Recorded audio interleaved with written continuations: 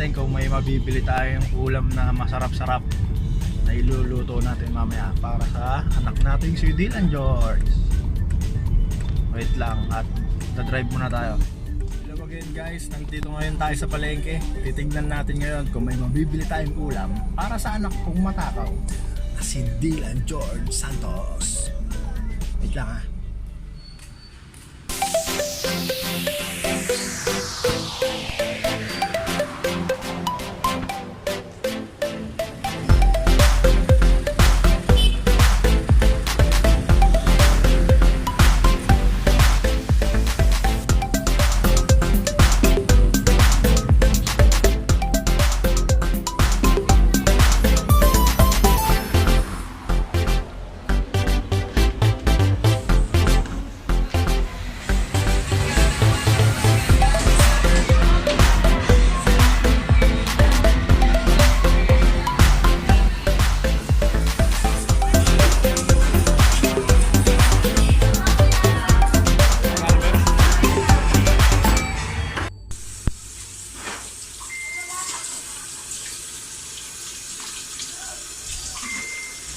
So, ang nabili natin sa palengke, maskra ng baboy. Tingnan natin kung kakainin ng anak natin ito. Tingnan mo. Lilinisin muna natin siya sa tubig bago natin ilalaga sa patis at bawang. Labas mo lang naman.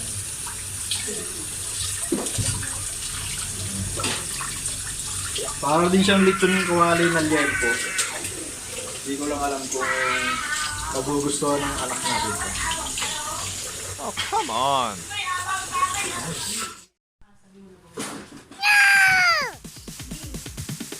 Sorry, it's DJ.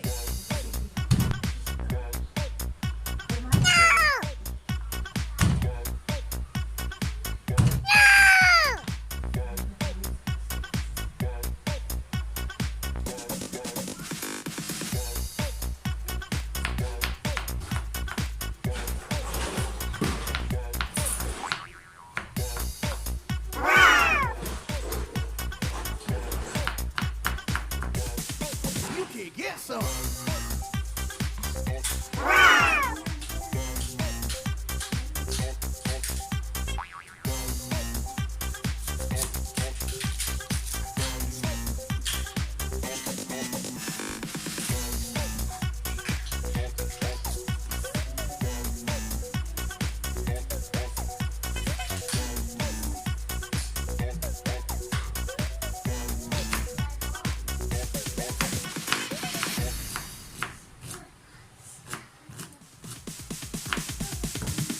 Sorry, it's DJ.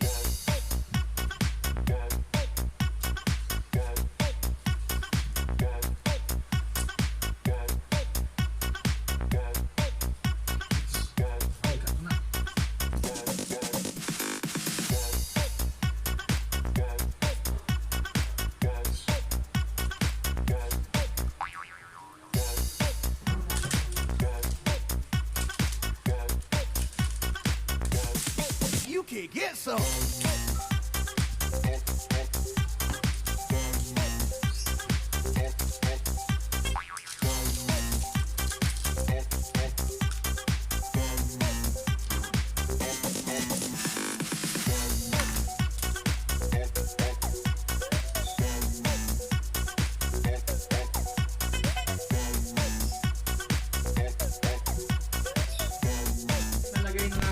Ingredients natin dun sa iluluto natin. Kaya ilalaga natin muna siyang siguro mga 1 oras o kalahating oras. Buksan na natin yung kalan. Hanggang sa lumambot lang siya. Tignan nyo dito. Ito yung mga nilagay natin ganun. Magic sarap, bawang, sibuyas, pamintang durog, saka nor cubes. Bali, papakuluan natin siya hanggang sa lumambot. So guys, kumukulo na tong nilalaga natin. Medyo tatanggalin lang natin tong parang mga libag-libag niya. Para pagka pinirito natin mamaya, malinis siya. Sa gilid naman pala, yung kapatid ko, nagluluto rin siya ng Bicol Express. Titikman din natin mamaya kung magugustuhan ng mga pinaglutuan natin bata yan. Pero maanghang nga tayong Bicol Express, so hindi natin alam. Ito na lang. So papakuluan lang natin to hanggang sa lumambot siya lalo. Medyo matigas pa to. Hintay-hintay lang muna tayo guys. Dami nating ulam ngayon. Ewan ko kung anong meron.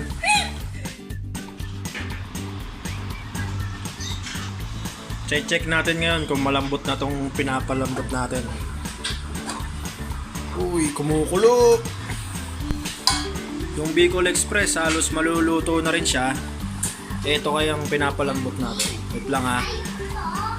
So,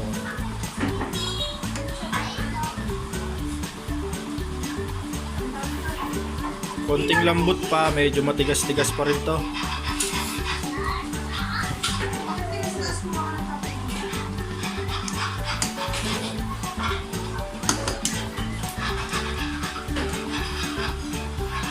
Takpan uli natin siya.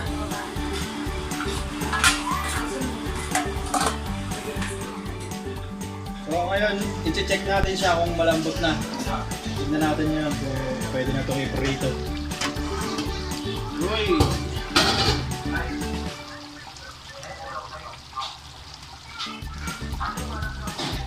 Malambot na siya, so pwede na natin itong hanguin siguro.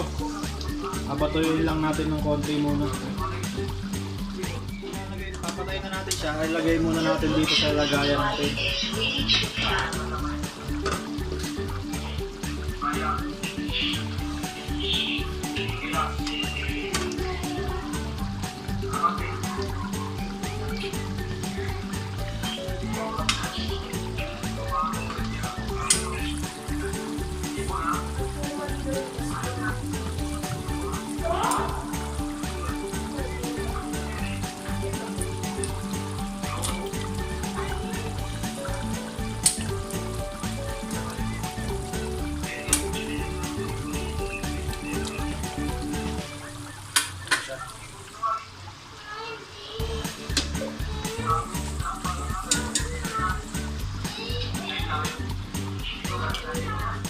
So ipiprito natin ito mamaya. Napapa-crispy natin to. Parang lechon kawali ang lalabas dito. So gagawin natin, tusok-tusukin natin yung balat niya. Para pagka pinrito natin, crispy siya. Tinidor lang gagamitin natin.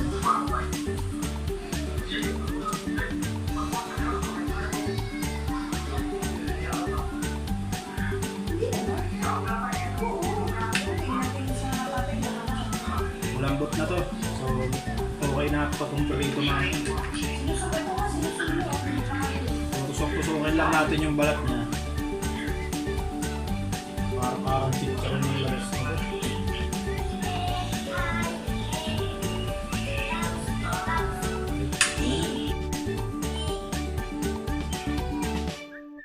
So, ngayon ipiprito na natin siya. Ito na siya ngayon.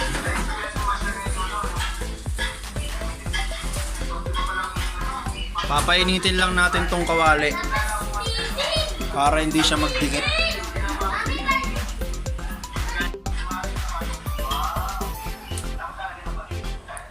Hinaan lang natin siya ng konti.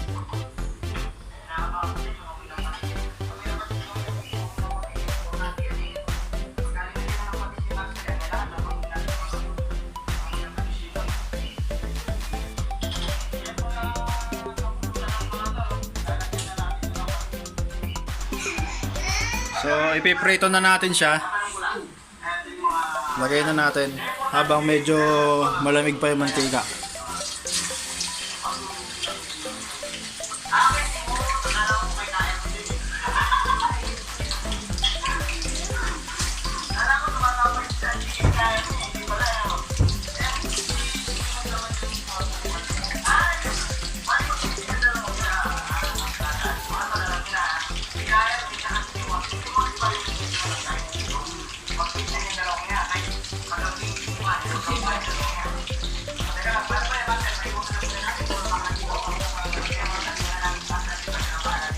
Tatalsik to kaya tatakpan natin siya. Bali gagawin natin dyan, dalawang beses natin ipiprito para maging crispy siya. Hintayin lang natin. So ito na yung una nating naprito. Yan siya. Bali, ipiprito pa rin natin to ulit mamaya. Ido-double fry natin siya para lalo siya maging crispy. Pero ngayon pa lang crispy na siya eh. Ito yung next batch natin, last batch ng pamprito. Yung kakain nito sinundo na sa school, so malapit na rin to. Hintayin na lang natin siyang maluto. Sunod natin yung kalan kasi pinatay natin kasi tumatalsik to eh. So pag binabaliktad ko siya, ginagawa ko, pinapatay ko yung kalan. So ayan, last batch. Piprito pa natin to ulit mamaya.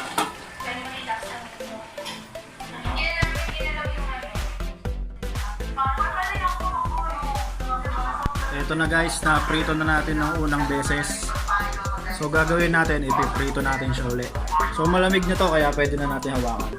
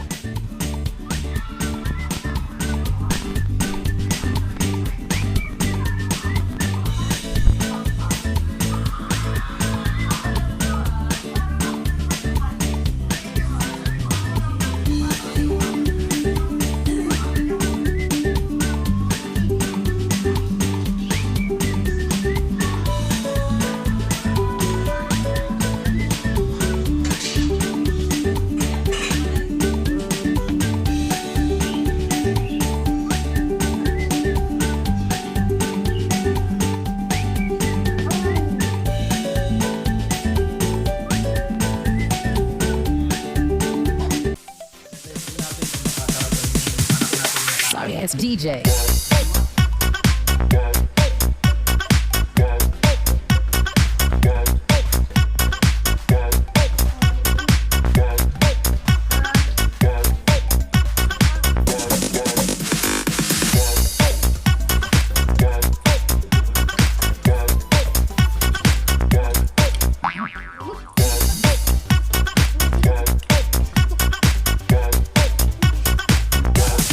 You can get some.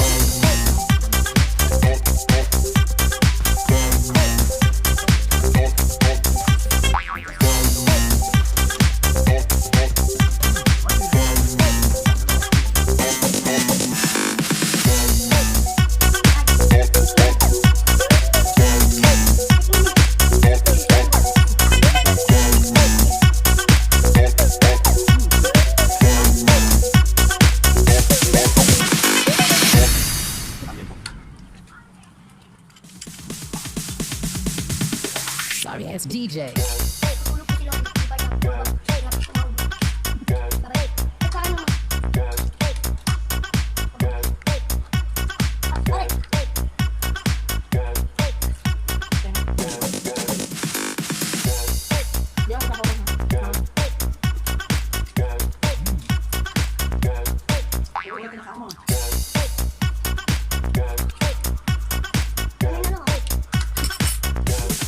You can get some.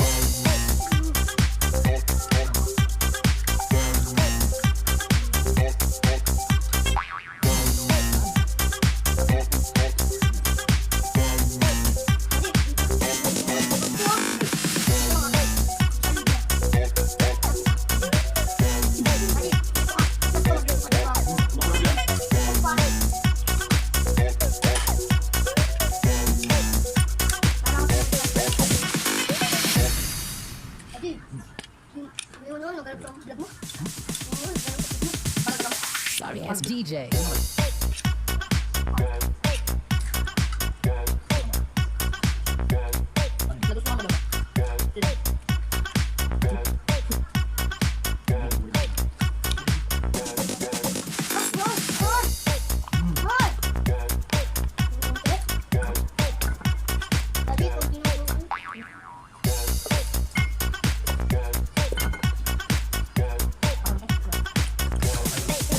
can get some.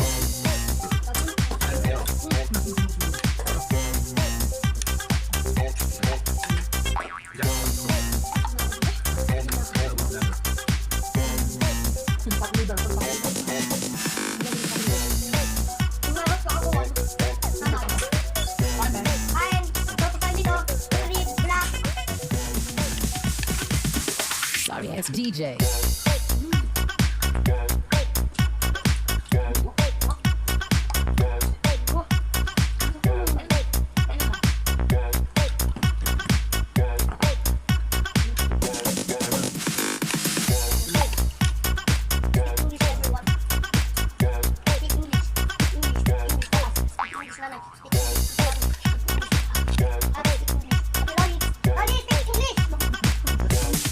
You can get some.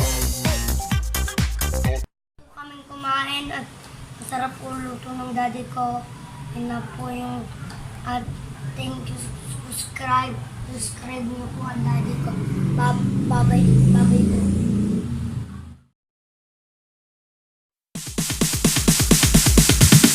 Sorry ass DJ.